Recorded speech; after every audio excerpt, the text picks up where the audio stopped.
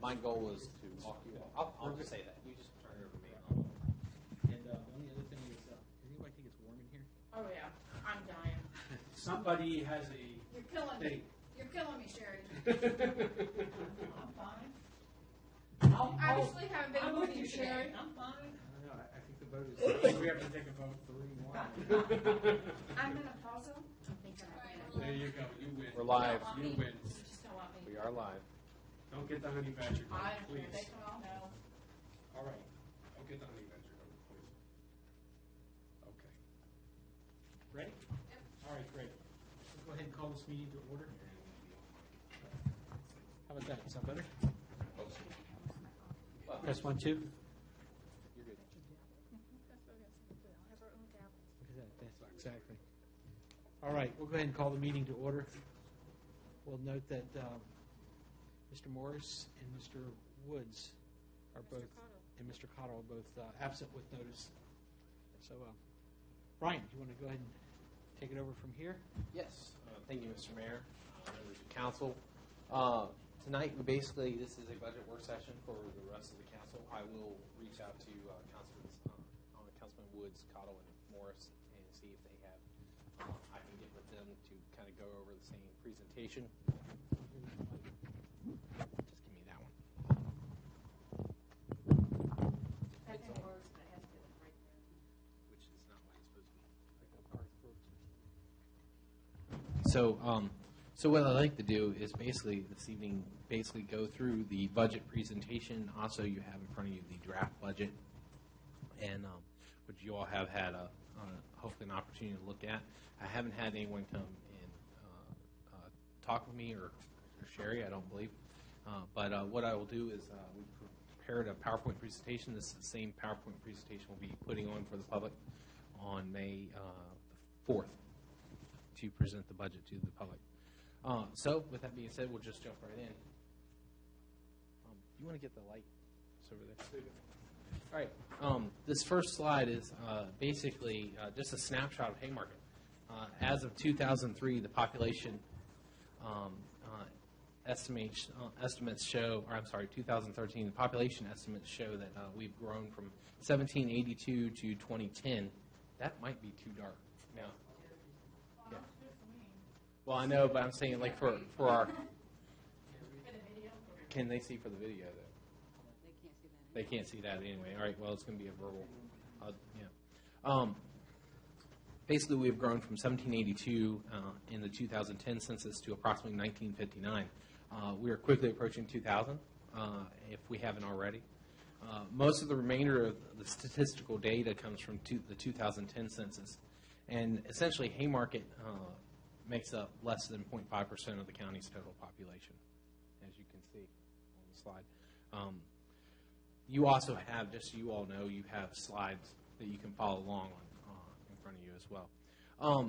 In 2010, the median age for Haymarket is 34.1 years old, and in 2000, comparatively, it was 32.5.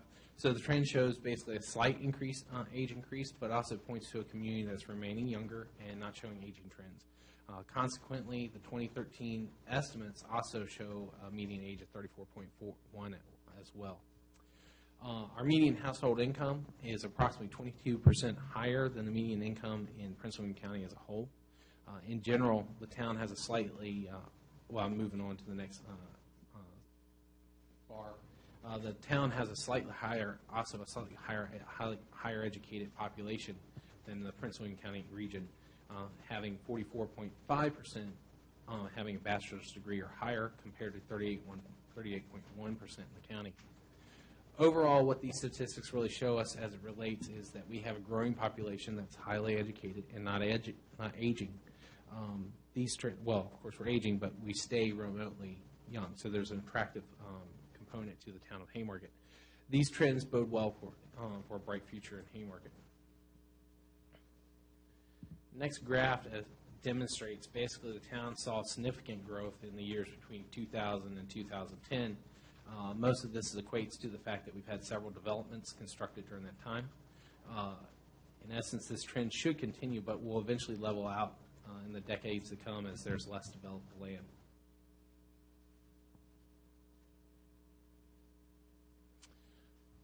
Okay, next I wanted to kind of talk a little bit about our town services and programs. This is kind of what does our budget really cover, and what do we actually, what do our residents get for the dollars that they help sustain us with? One is public safety, and this is actually one of our more visible services that are offered as they patrol the town. And as we continue to move forward, we're actually working to make a concentrated effort to institute more community policing. Planning and zoning and engineering. Really, the town is very fortunate to be able to provide these services in-house, as many jurisdictions our size actually tend to rely on more costly third-party agreements to meet these same needs. Trash and recycling. As the town provides this service, I think it's important to note what.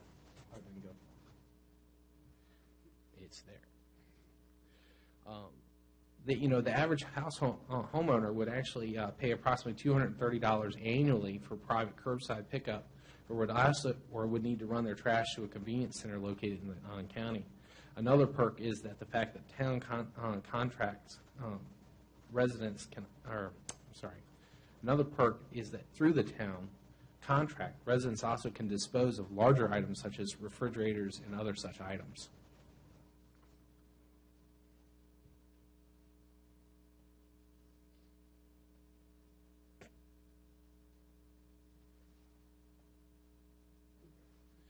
Building permits and inspections. By providing these services, it affords residents timelier and expedient process for do-it-yourselfers and making first-time permits to the experienced contractor for larger and small projects in town. Essentially, we can actually expedite the process by having these available services in town.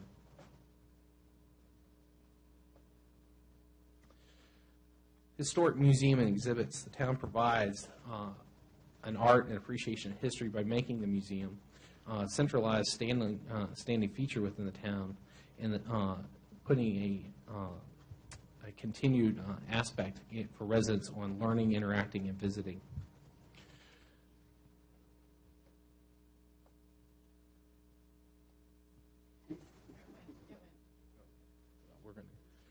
Community events. Nothing brings together communities more than community events. This is a lifeblood of many communities, and ours is no different. Notary services. It's one of those things not really thought of as a convenience often. However, the town provides at any given time a notary of the public available through all office hours. I mean, anytime we actually have on staff 4 notaries, I believe. Any questions as you go along? If you have one, David, if we can pass around the other mic. So I guess the question was, do you want questions as you go along? I'm fine with it, since we're so small, yeah. Yeah, okay, good. So essentially on this slide, I guess we can have this conversation because you're going to want to work on it for the public presentation. Correct. So, good, okay. So we have public safety services, so everything else essentially is under administrative, right? That's correct. Okay, so I don't know if you want to break it out that way. Maybe that would be a way of showing it. And then some of the other things, and I should have thought of this yesterday, but, I'm trying to pretend like I'm seeing it for the first time. So public safety services, there are things that we provide, right? To check the house and all the other things that the PD does. So maybe you might want to just... Yeah, it is a bigger bullet. I know, it is a bigger bullet.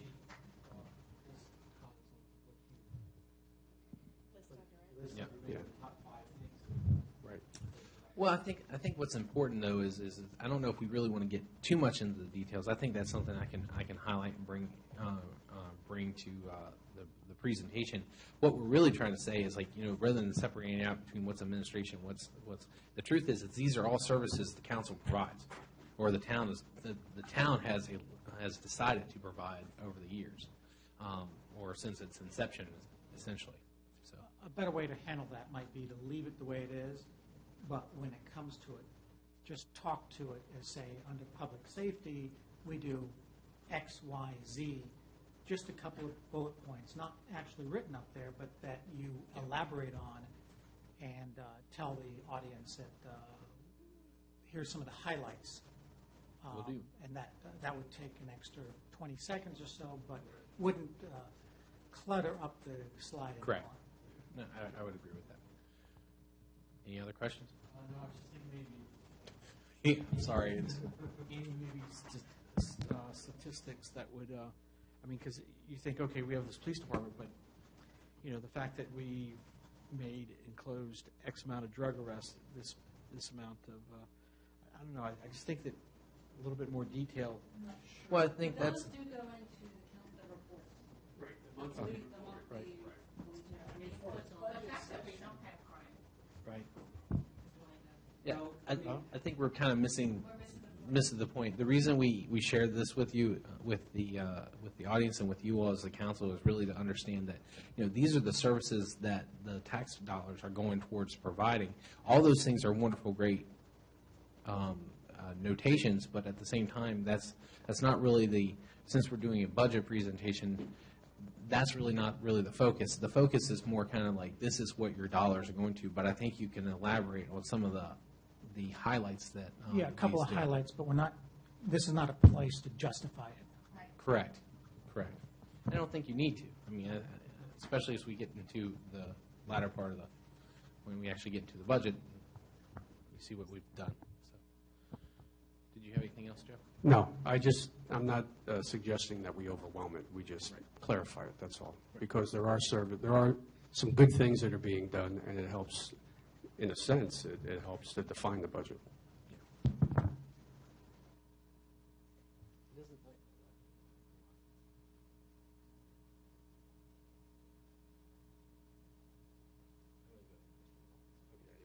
There we go. All right.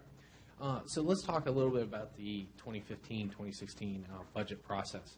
The town staff began the budget process in December of 2014 and has continued working on it with the town council's finance committee January through March. The process included the following: a detailed research of the past 5 years of revenues. Revenue projections were formulated off the findings of this research. An assessment of what works and how we could better improve the presentation of the budget. A competitive salary survey and analysis. A focus on the ability to begin and complete major capital improvement projects and goals. A beginning process of transitioning from a traditional line item budget to a performance-based budget. This is potentially a 4-year process. Just to let you know kind of where we're going, a performance-based budget is an effort to turn funding into results by outlining a general chain of cause and effect. Essentially, it is a way to allocate resources to achieve specific objectives based on program goals and measured results. Currently, what we focus on is we do pretty much a line item budget, and we do it on an annual basis. One of the things you'll start seeing next year is we'll kind of transition probably from a line item budget into a biannual outcomes-driven kind of budget. Or another step along the way could be transitioning to possibly a zero-based budget, where every dollar is assigned. Essentially, we kind of are doing a zero-based budget. The fact that our goal is to reach zero, but really you're assigning every line a dollar amount, and that's a little bit key. It's a little bit more succinct. But ultimately, where we're trying to go in our budgeting here in Haymarket is to a performance-based budget.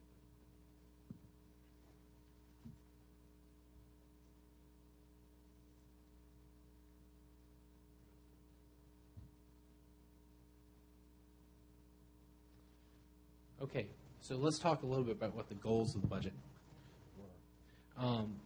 Basically, the goals of the budget was to fund a plan that continues to invest into the community through capital improvements, such as the town center, the Harover property, continued focus on walkability and connectivity, and also beautification. Staff was also to fund a plan to bring the town staff to a competitive wage within the region. And most importantly is, while doing all that, trying to keep taxes low and minimize any possibilities of needing to entertain raising taxes. Essentially, this budget that is going to be presented to you here shortly is a investment-based budget. The budget that's being presented is invest in the community by making infrastructure improvements and invest into personnel of the town by making it possible to offer competitive salaries and offer continued education for both elected and appointed and employees. And it also provides essential tools for meeting the needs and demands of residents. In the proposed budget, with all that being said, it's also being accomplished while at the same time not raising any taxes. And I'm going to explain how that's possible. Any questions? I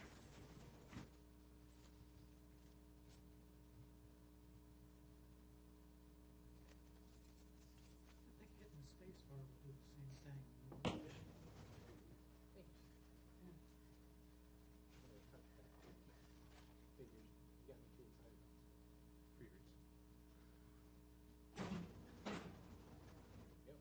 All right. So I'm going to talk a little bit before we go into the actual revenue side of the budget, a little bit of methodology for projecting the revenues for this year. Staff took upon us to study the past 5 years of revenues and assess those trends. We performed analysis to determine the 5-year average of each revenue category, with the exception of real estate. Real estate is based off assessments and tends to have an upward trend anyway, making the average skewed and then not really providing an accurate assessment.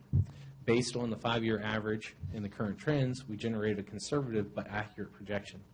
In some cases, line item averages are actually lower than the continuous trends. Therefore, to be overly conservative, if you will, to assume that we would start a downward trend when we haven't been showing a downward trend over the last 5 years, even though the average of the 5 years was lower. Staff and the Finance Committee ultimately feel very confident with regard to the final projections of the revenue.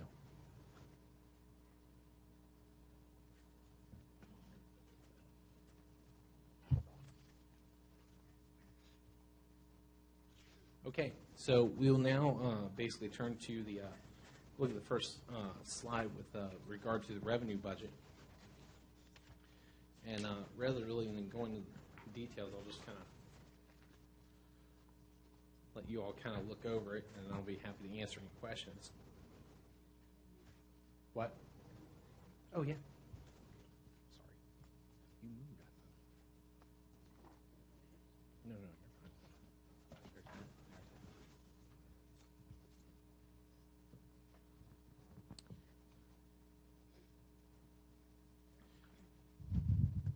Does anyone have any questions about the revenues as they're presented?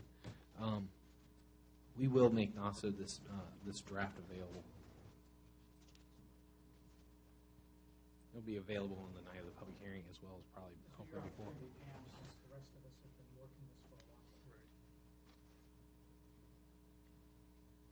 Let us know what makes sense to you and what raises flags to you. The other local taxes?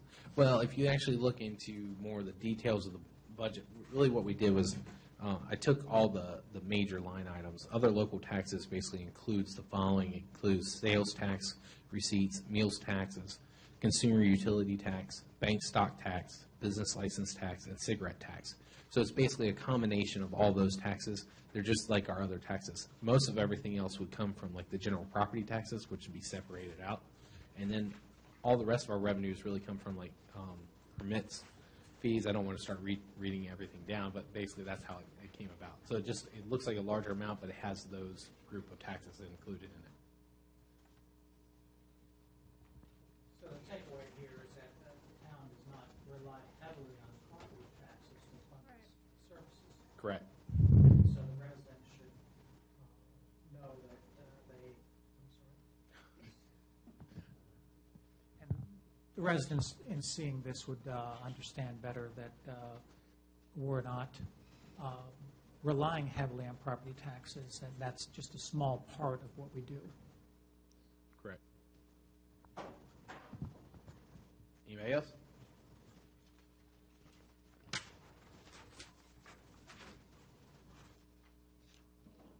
Okay, so the next slide basically kind of elaborates on that and actually shows it visually there, Vice Mayor Aiken. Essentially what you're seeing here is a pie chart that basically shows graphically how our revenues are divided in and what size of the pie really comes in. The two largest categories are the other local taxes, and then also funding from cash on hand. And I'm going to address that a little bit later when we talk about some of the capital improvements that we are going to be working to accomplish in the next fiscal year.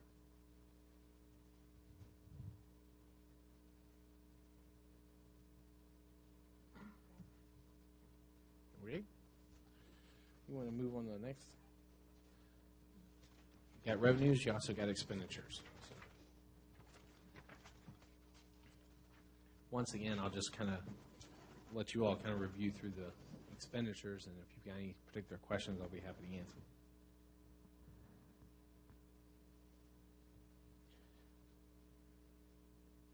You'll notice on almost third from the bottom, grant-funded projects. Those two funded projects include the Caboose Enhancement Project, which will be continued from this year to next fiscal year, and also the Jefferson Street Pedestrian Improvement Project, which comes from Conley Funds. So those are the two grants that we have funding. There will not be any funding per se for the Streetscape project, but we will be wrapping that project up.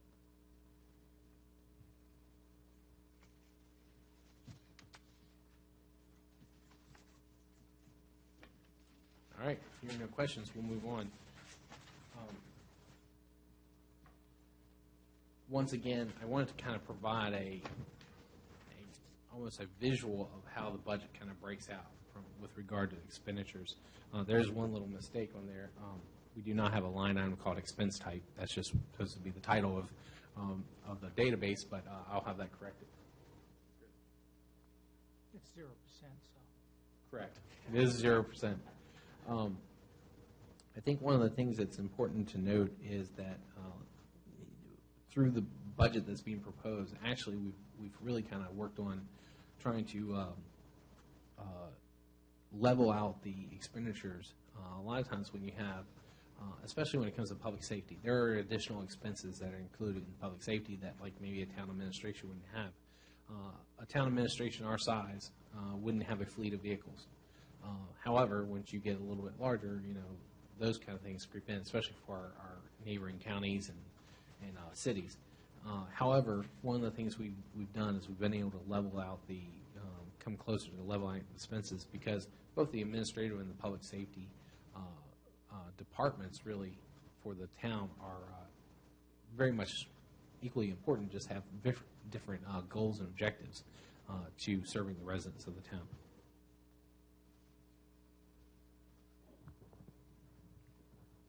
So someone looking at this would look at the town administration and public safety and see it's over 50% of expenses. So they might even ask in their 3 minutes that they'll be allotted to comment, how does that compare to previous years? I understanding that this is an investment budget and we're investing in people and infrastructure and everything else. So just, maybe somebody will ask that question, so I would be prepared for that.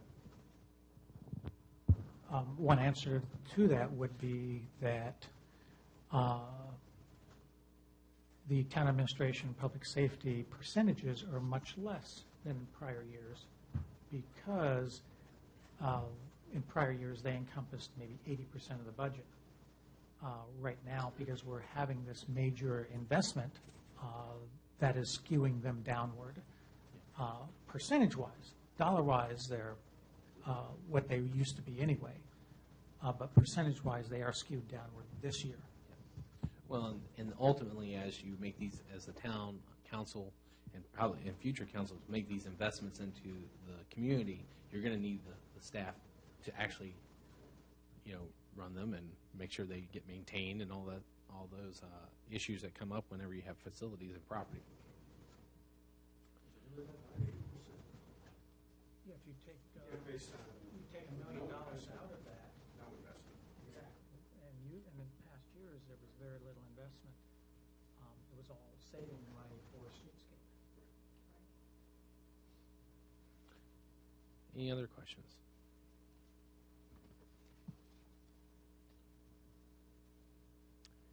Okay.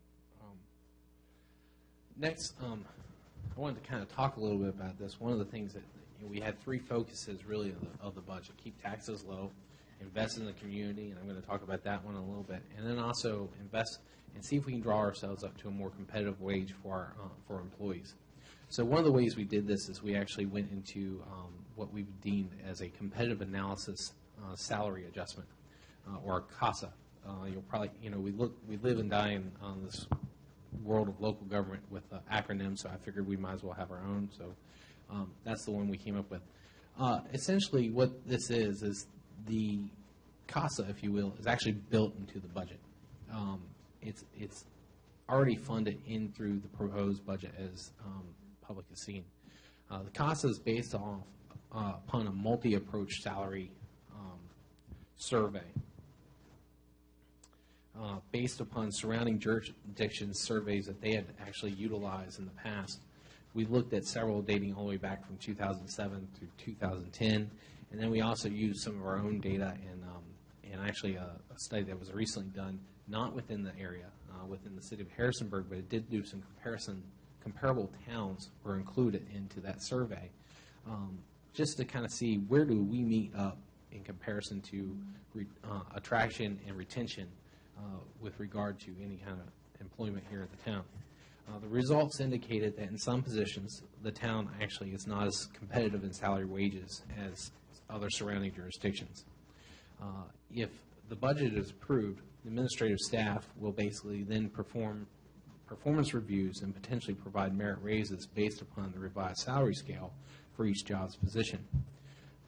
These merit increases, if justified, and I think that's important to note, would be the first steps to making the town wages more competitive across the administration. That includes public safety and the town's administration. We're using administration in the term of all employees. The process has been presented, reviewed, and supported by the finance and personnel committees, at least the methodology towards it. Obviously, they will wait until they make a vote on the budget. But essentially, the goal was, or essentially what I should point out is the funding is actually built into the budget as presented, and no reviews or potential raises would ever even take place until after the budget is approved. The other thing that's important is what was built in was based on the maximum amount. We don't feel that we would have to reach that maximum amount to make different positions competitive within the surrounding areas.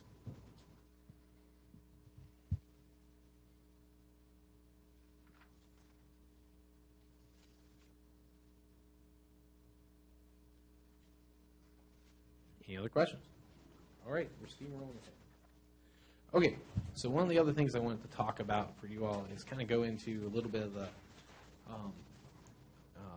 our history of our assessments, because I know the county's assessments came out, and so wanted to show within this slide is basically essentially a bar graph which just shows the trends that we've seen over the past 5 years with regards to the town's tax assessments, with regard to how we've matched up to as the assessments came out. On the bottom is actual the total figures, and then on the bar graph it represents the bars are each $1 million. We're in the millions. So as of 2015, our assessments approached $234 million. Now that's just the real estate assessments. Our next slide then is a comparative history of the way the tax rates compared, especially with regard to the county.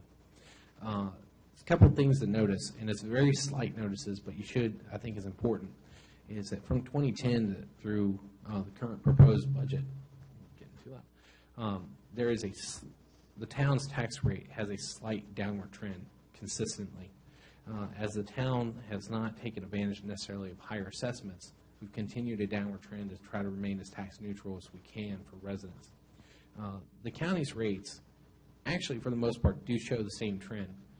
There was a slight raise in 2012, but for the most part, they have been showing a downward trend too, but their assessments have gone up. And that's to each jurisdiction's decision whether or not you accept the increase in assessments or not.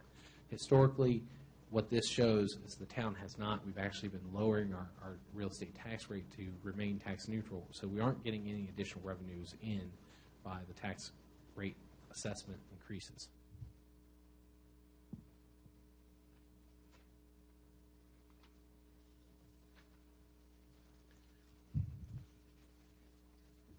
Any other questions? Okay, so that leads us to our proposed tax rates for this year. The only really adjustment in the tax rate is that the real estate tax rate would be lowered this year from 0.139 per $100 assessed value to 0.129 per $100 assessed value, and this would essentially make the town tax neutral. All other taxes that are currently in the town would remain the same for the coming fiscal year. With the addition of the proposed hotel tax would be a new item. Thank you for bringing that up. Yes, I actually need to I meant to add that, and it wasn't. It is in the chart. We are looking actually in adopting a proposed hotel and lodging tax. We think that this is the time to do it.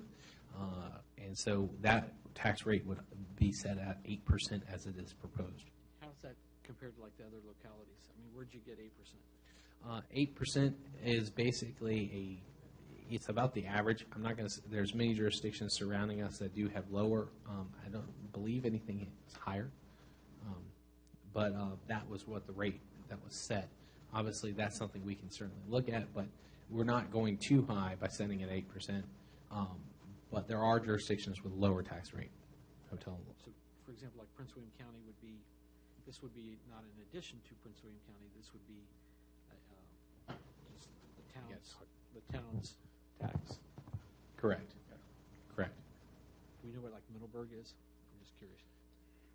I have a book. Yeah. That's right. I'm just curious. We do have the factual data. We'll have it prepared just so we can comment on it and make a comment on it. That one's not. So just to clarify for me, so we charge the the lodging tax, and once we do that, the county won't have the same tax in town.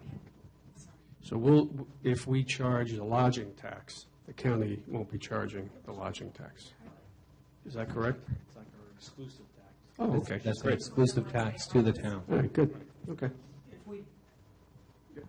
The bottom line is, if we didn't do this and somebody moved a hotel in here, it'd be 0% for them. However, Prince William County, Would not collect that because it's in our jurisdiction. So if we did not do this, a hotel could move in and have a 0% hotel tax. One question I had is, when do we advertise our real estate rate?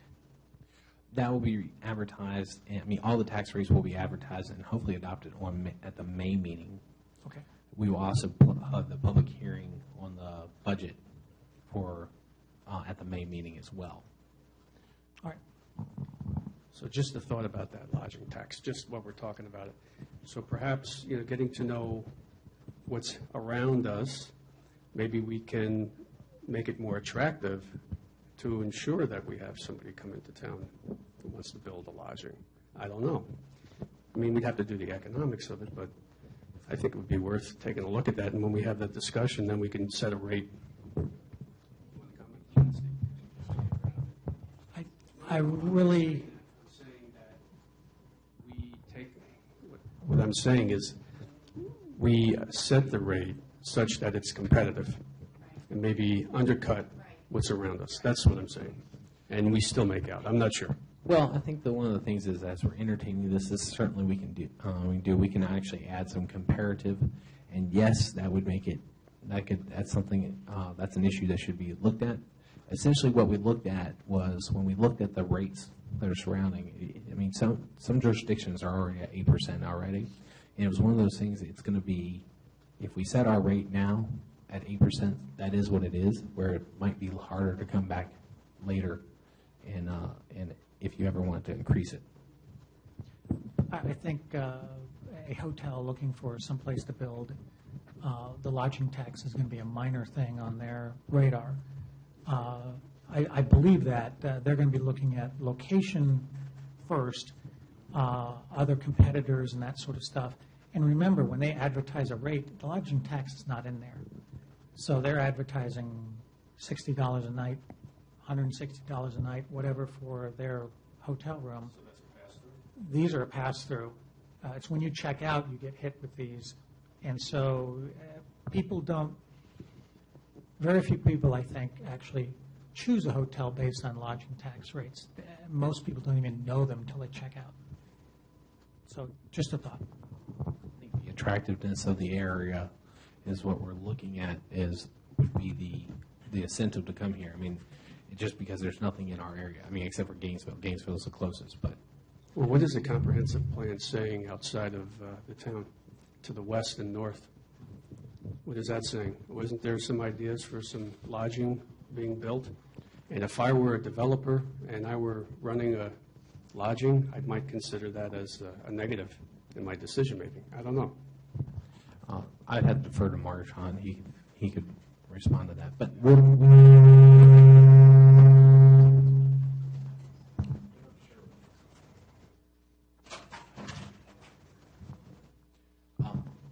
that's something we will explore. I mean, this is one of those things that's the glory of the budget. Before you set the rate, you all can discuss that. If you lower it, we want to lower it. At this point, it's not really affecting anything for us. We're not even including as a placeholder within the upcoming budget. When we advertise the rates, those are the maximums, correct? That would be correct. Yes. So we could advertise it at 8 and still change our minds before we adopt it and drop it lower. That's correct. You also could change it the following fiscal year. We could. Yeah. But, all right.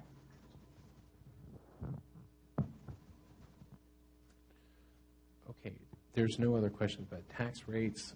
We'll move on to capital improvements. The table that you see in front of you is basically the upcoming capital improvements. Planning Commission actually just did the review. They're advertising for their May Planning Commission meeting to hold a public hearing, and we'll probably be forwarding a recommendation to council for the June meeting. These would be two separate adoptions. However, our budget does feature almost all of these projects in them. Now, some of the projects stand out in your budget. Even if you came to see the line item, you would see exactly where it comes in. Some of the projects are actually funded through like various different program budget items. So just to give you some ideas of what we're looking at for this coming year, we're hoping to accomplish or at least begin or start the following projects. Painting of the light post. This is the original light post, not the new ones.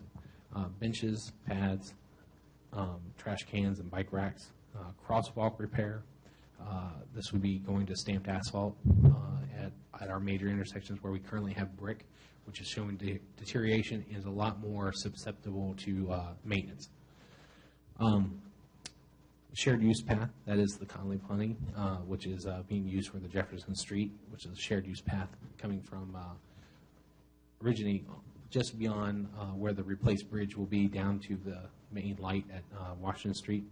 The Town Center Master Plan construction, that would be concluding the engineering and architecture that's needed and the process of starting the construction on that project. Harover Architecture and Engineering, as you all know, we are just wrapping up our master plan. We had our preliminary presentation presented to us this past Monday at the Planning Commission. Planning Commission and ARB will be forwarding recommendations. Council will eventually look at that. We'll proceed forward to get those comments to our consultant and then move forward with the actual creation of the final master plan. We've also earmarked some funds to possibly start on some of the projects at the Harover property. Those projects necessarily would be some more of the smaller projects and more tangible ones that we could at least get started on to get the ball rolling. We are looking also at continued council chamber visual enhancements. This past year, we upgraded our audio. It's very sensitive, we know, but we're also going to look at possibly providing it so that we can upgrade our internal, so we can have more monitors that would be easier for residents and people who are in the audience at council meetings or planning commission meetings to be able to see. So we're going to be exploring that. Gateway signs. We do need to replace a cruiser, but at the same time, some of the costs have come down. We'll be replacing one cruiser and taking almost essentially 3 out of our fleet currently. One is actually out of our fleet as of this year. 2 others would be coming out of the fleet next year. We'll utilize the vehicles until they run their course of their life, but we will not be planning on replacing that one immediately after. We're also looking at radar speed indicator signs. These would be speed limit signs at the beginning, throughout the town. Mainly right now we're going to concentrate on Washington Street. These would be signs that basically demonstrate the speed limit and also show you how fast you're going as a way of traffic calming. Are those permanent? They are permanent, yes. This is not like the little trailer. This is permanent signs that get planted on the ground. And then, of course, we also have our continued project that's the Caboose renovations. It's actually titled under Caboose renovations, but actually this is not the renovations to the Caboose itself. It's actually a deck project that's been funded through enhancement grant funds. The painting of the light posts, those are the old ones. Correct. What about the new light posts? Did we not sell them to people, and do we not owe them name tags to be put on them? That I'm not sure of. I had not heard that. I know that was the program they used for the first phase, or... I was told by the former mayor this last weekend that they had all been sold, and that even the new ones, that all been sold, and that we needed to put tags on them. So we need to check around and see if we have any record of that. We will follow that up. I don't have an answer to that question. To the best of my knowledge, it's the first time I've actually heard of it. I was under the impression these were basically just part of the project, and that's how we put them in. Whereas in the first phase, there was sponsorship of the light posts, and if you walk through that section, you'll see them. But to the best of my knowledge, that wasn't the case. But if that's the case, we will look into it and take care of that issue. Yeah, we'll see what we can find. My recollection was something on the order of $500 or plus each. But don't hold me to that. That was just my recollection. Yeah, we'll have to look into that. It was substantial. Any other questions about capital improvements? Okay, this next slide is kind of an important slide. That it's really what I think kind of ties everything together for us. I know the general audience, if they're watching, they can't see the slide. I'm going to try to explain this. What these are is this table that's being presented right now is the current town fund balances. As we move closer to the public hearing, we'll actually probably update these numbers. Cash balance. Cash balance, yeah. What it shows is it shows our general checking account, roughly what that amount is. It also shows that we have a sweep account, which we utilize through our general checking. And basically, we keep a minimum balance.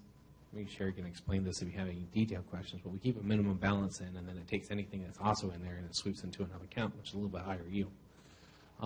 We also have a money market account, and the money market account was the account that's set aside really essentially for capital improvements. It started off as a streetscape fund, has evolved into basically a capital improvements fund, and that's showing roughly about a little over $1.1 million. We also have an escrow account, and then also we have $300,000 we've invested into the Virginia investment pool. What all this comes down to is roughly $1.9 million, give or take.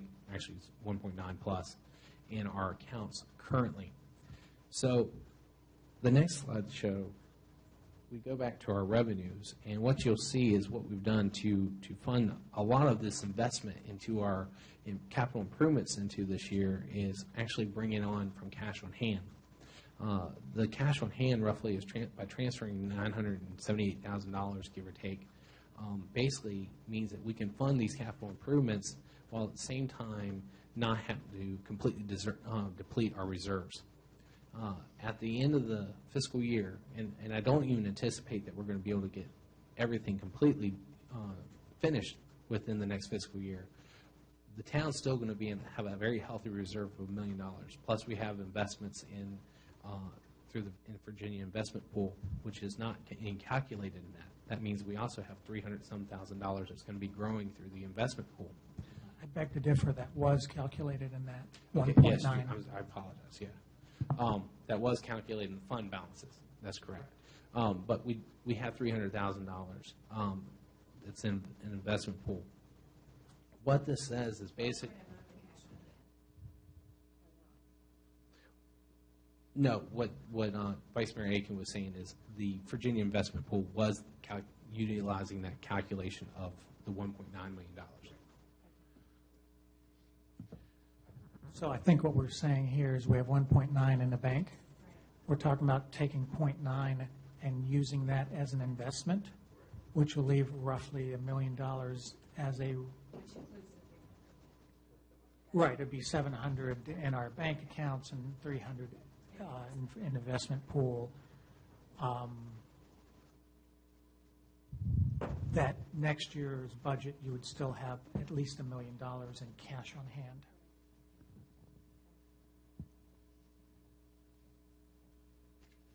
Any other questions?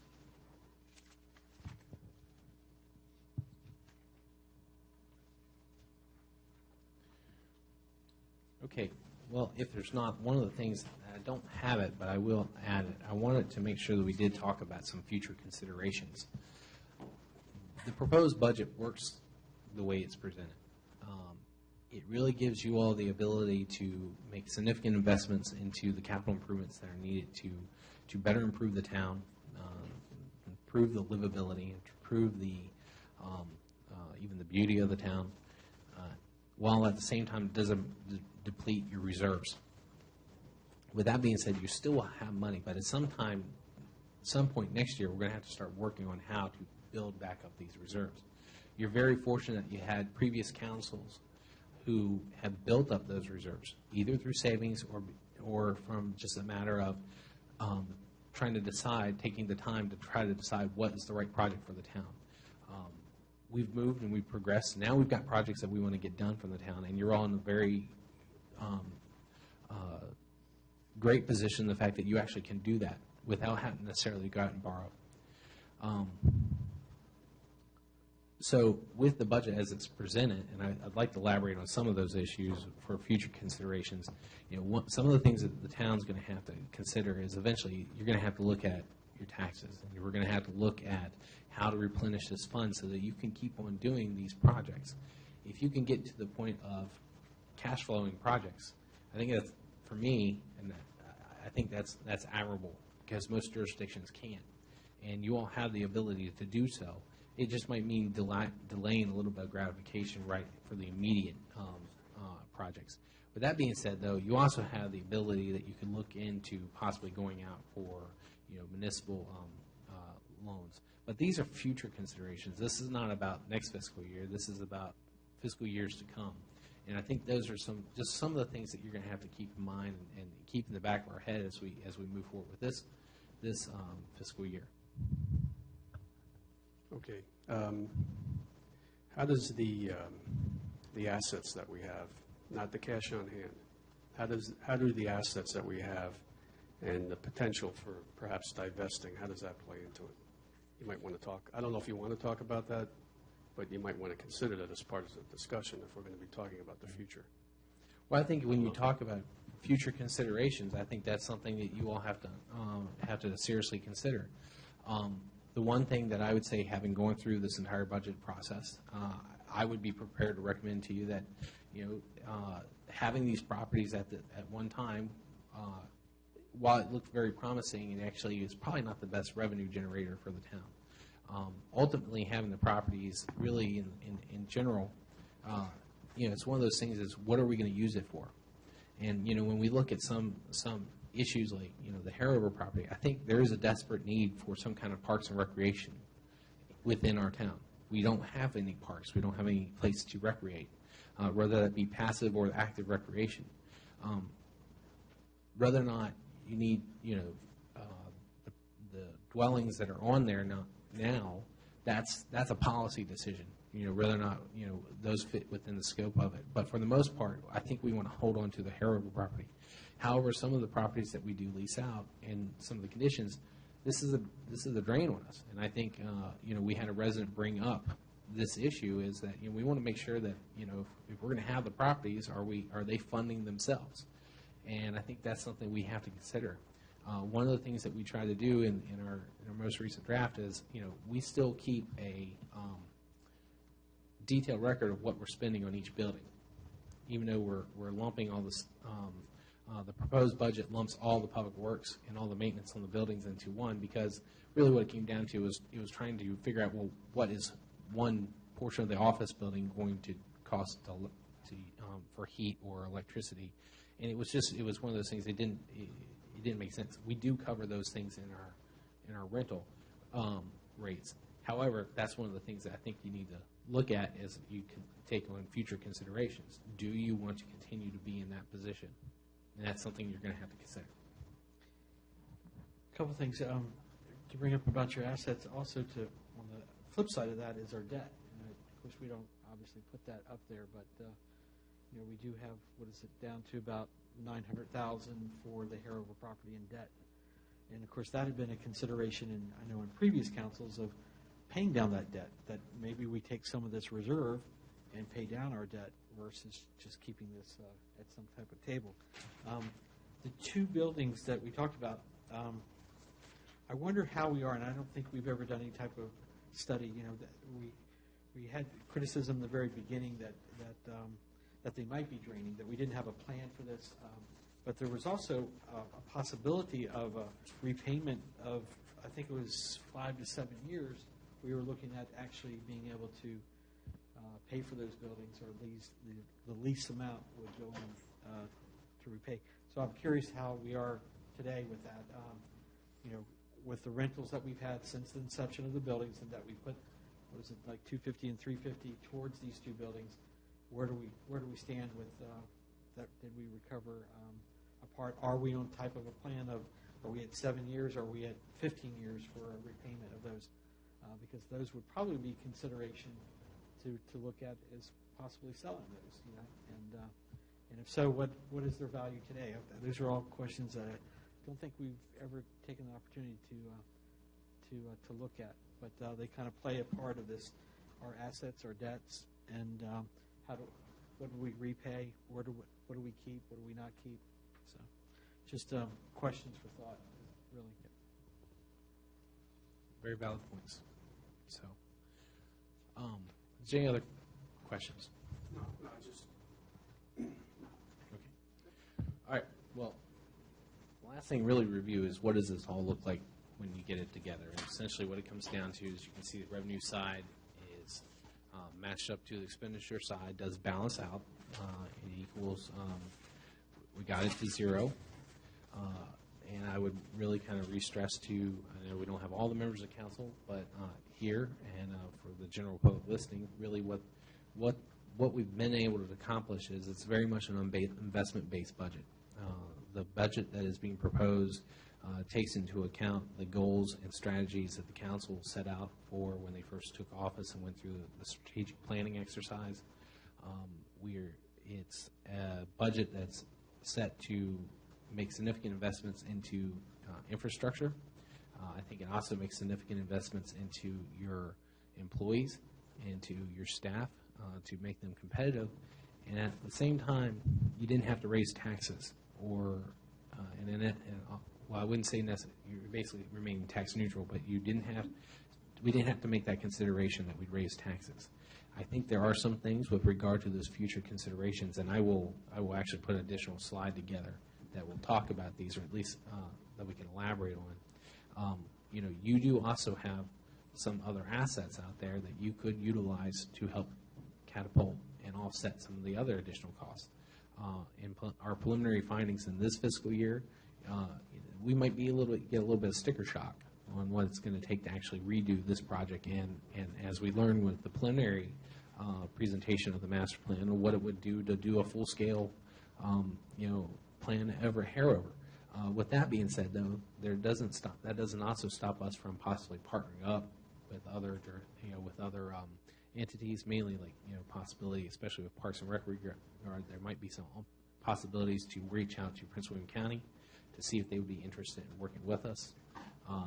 Those are all possibilities that are on the horizon, but at the same time, I think you come through it with having a very solid proposed budget that accomplishes a lot of goals without really resting on your residents to help fund it.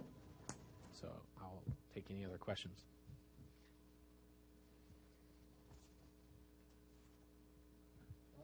Concerns? We've talked about a lot of this stuff in the I meetings. just wasn't aware of how much we owed on the hill. Yeah, well, it's down That's like because we a bought whole new it was Yeah. 1.3 or 1.4, 1.2. Well, we refinanced what we owed, and the But we're going to be adding to that debt Correct. if we do it. How are we adding to it? Have a plan. In the plan that we pick or propose, I mean, we've Oh, got to pay okay. for that too. I- I'm just saying, so I wasn't aware of that, that's the first time. It would be good to know for the next meeting, what is our debt? I think so. Because we're paying $189,000 a year debt Well, service. when I said the escrow account. What is our debt and how many? We're paying $189,000 a year in debt service, so what is the balance and in how many years would that be paid off under the current? That's the timeline. yeah, and that what 9 more years. We just refinanced it just last year, and 9 years. yeah. Well, yeah. But those are considerations. Well, that tells me that that debt service is probably around $1.5 million that our balance is right now. If we're paying $189 for 9 more years at and I know our interest rate's not high on that, so we probably owe around $1.5 million right now. Well, what I'll do is I'll add that to I'll do a property list of our assets. I don't know if I'll have the exact, if any, I might have to go off the assessments of the property, but compared to also what is owed. It might be worth doing an analysis just to see. The payoff. It just might be worth doing an analysis to see what the payoff is, do present value, look at, paying it off as well as, in one lump, a couple lumps, whatever, or amortizing it over the next 9 years and bring it back to the present value to see what that number is, so we have a comparison base. That's one way of doing it. Okay. That's all I have, Mr. Mayor. All right, any other thoughts, closing thoughts? Yeah, very good.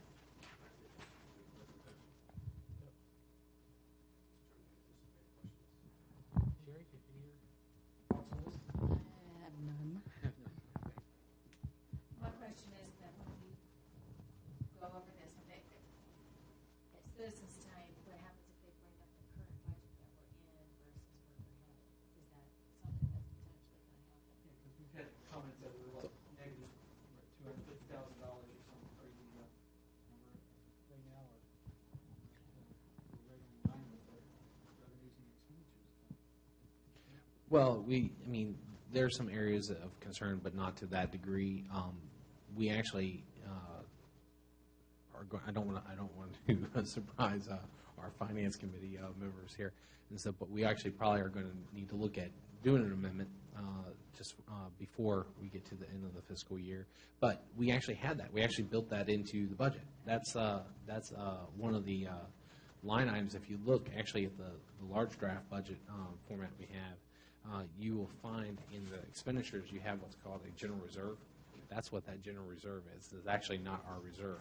It's the general reserve you built into the actual operating budget, so that therefore, if you do have a rainy day, it's already budgeted. You just have to transfer it over to where it is.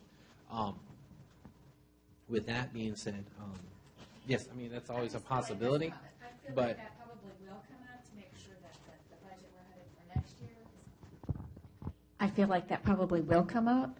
And there's going to be a concern that the budget that we're proposing for next year is going to still have that same kind of an issue in how we're addressing it. I would highly recommend you reach out to the 3 council members that were not here and see if there's some way you can get them to come in and brief them on this before we meet at the next meeting, so that they don't have as many questions at the meeting, and that we try to answer them in advance. I will do that. All right. I want to thank everybody for their time, and great presentation there, Mr. Henshaw. Thank you, Mr. Mayor. And appreciate everybody's time. Did I hear meeting adjourned?